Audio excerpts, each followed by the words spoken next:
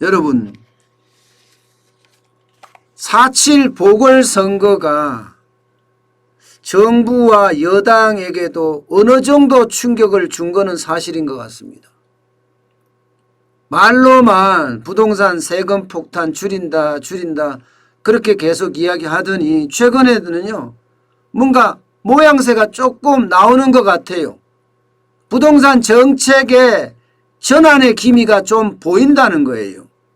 공급 중심으로 바뀌면서 세금에 대한 어떤 감면 부분을 늘리고 여기에 따라서 대출 억제, 수요 억제하던 부분을 대출 억제도 좀 풀고요.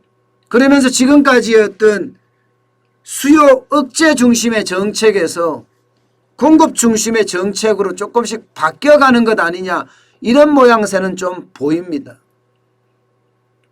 그렇지만 늦었습니다. 진작에 했었어야 됩니다. 진작에 해서 국민들의 고통을 읽었어야 돼요. 이념적으로 접근을 해서 이념적 사상을 국민의 머릿속에 집어넣으려고 하는 것이 아니라 시장은 시장대로 놔두면서 국민들에게 부담을 줄여주는 그런 정책을 썼어야 되거든요. 근데 문재인 정부는 그걸 못했습니다. 그야말로 옹고집 똥꼬집을 가지고 말도 안 되는 이념적 잣대로 시장을 다 망쳐놨거든요. 이런 상황에서 지금 부동산 정책이 쭈삣쭈삣이라는 표현으로 저는 쓸게요. 조금 이렇게 쭈삣쭈삣 뭘 눈치 보면서 이게 정책을 바꾼다고 해서 이게 시장이 달라질까요? 근본적으로 달라지지 않았는데 시장은 정부가 이야기하는 것처럼 공공주도의 어떤 공급 대책을 원하지 않습니다. 시장은 민간주도의 공급 대책을 원합니다. 그런데도 불구하고 이게 거기에 대해서는 전혀 변할 생각이 없어요. 나름대로 규제 중심의 수요 억제 중심의 어떤 정책에서 공급 중심의 정책으로 바뀌었는데 지금까지 이념적 잣대라고 이야기하는 사회주의적 정책은 그대로 갖고 가겠다. 시장 경제는 무시하겠다.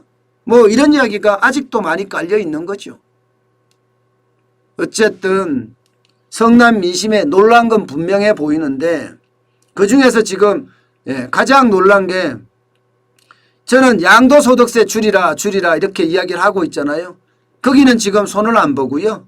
종부세 줄이겠다고 나섰습니다. 그런데 지금하고 또 다른 걸 끌고 나왔는데 이게 지금까지는 그렇잖아요. 종부세가 9억으로 하지 말고 12억이나 13억으로 올려라. 그러면 종부세 내는 사람이 그만큼 줄어들고 그만큼 민생에 도움이 되지 않겠느냐. 게다가 실업자나 은퇴자 입장에서는 집 한 채 갖고 있는 사람에게 벌이도 없는데 돈 내라고 하는 건 무리 아니냐. 그래서 올려라 이랬더니 갑자기 들고 나온 게 이렇게 들고 나왔습니다. 이제 지금까지 9억 12억 하듯이 주택 가격 기준으로 종합부동산세를 매겼다면 이제는 비율로 바꾸겠다는 거예요. 비율로. 또 이거는 무슨 작당인지 잘 모르겠는데요. 무슨 작당인지 잘 모르겠어요. 쉽게 말하면 비율로 바꿔서요. 전체 아파트를 줄로 세운다는 거예요. 전체 아파트를 줄로 세운 다음에 0.5% 이하는 얼마를 받고 0.5에서 1%까지는 얼마를 받고 또 1에서 1.5%까지는 얼마를 받겠다. 마지막으로 1.5%에서 2% 구간에는 종부세를 얼마를 받겠다. 이렇게 부과를 하겠다는 얘기입니다. 쉽게 말하면 이 종부세가 원래 나왔던 이유가 뭐예요? 비싼 아파트에는 징벌적으로 과세하겠다. 이게 종부세 원래 의미잖아요.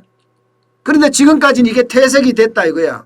퇴색이 되면서 중산층세 이렇게 바뀌었고요. 서울 사는 세 이렇게 바뀌었습니다. 서울에 사는 죄라는 거죠. 서울에 사는 세가. 서울 거주세 이렇게까지 바뀌었거든요. 그래서 이거를 고가 아파트 중심으로 그렇게 바꾸겠다는 게 지금 생각이에요. 그렇게 되면 상위 1%의 비율이요. 상위 1%의 비율이 15만 가구고요. 상위 2%까지 하면 비율이 25만 가구에 해당된다고 합니다. 25만 가구. 뭔가 바꾸는 모양새는 분명히 있어 보입니다. 뭐 표현을 할 때 뭐 전향적인 기준 개편 방향이라고 이야기하면서 지금 강조를 하고 있어요. 앞으로 어떻게 될지 아직은 이게 결정된 상황은 아니지만 분명히 바꾸겠다. 청와대도 보고가 됐다. 뭐 이렇게까지 이야기하고 있거든요. 홍남기 경제부총리도 국회 대정부 질문에 출석을 해서 분명히 이야기하기를 저도 기재부도 의견을 많이 받았다. 뭐 이렇게 이야기했습니다. 의견을 많이 받았다. 결국은 뭔가 바꾸겠다 이런 얘기예요. 바꾸겠다. 그런데 얼마나 바뀔까? 25만 가구가 된다고 쳐요. 그러면 지금 내는 가구를 보면 알 수 있겠죠. 2020년에 몇 가구가 냈는지 보면요. 보시다시피 2020년에 29만 1천 가구였습니다. 29만 1천 가구. 25만 가구로 줄어든다고 해봤자 4만 가구 정도 줄어드는 거예요. 4만 가구. 4만 가구 정도 줄어드는 겁니다. 물론 비율로 바꾸면 이게 가격이 계속 올라가더라도 표시는 안 나겠죠.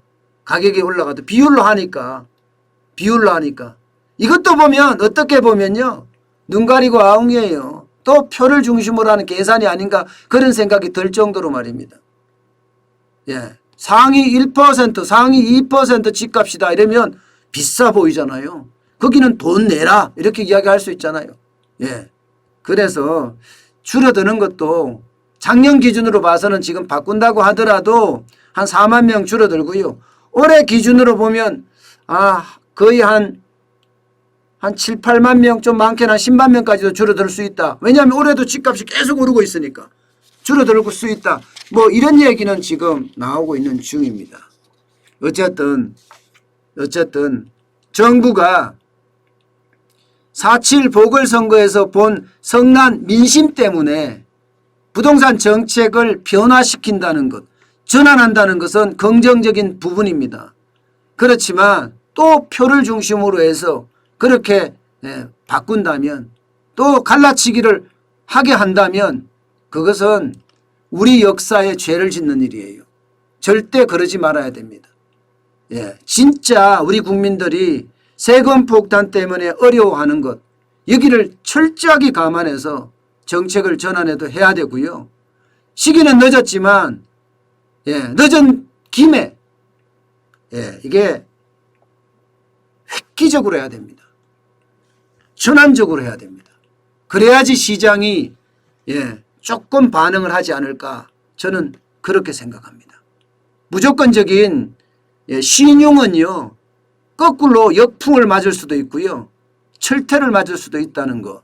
기왕 바꾸기 시작했다면 대전환적으로 국민의 어떤 삶의 편익을 중심으로 부동산 정책을 바꿨으면 합니다.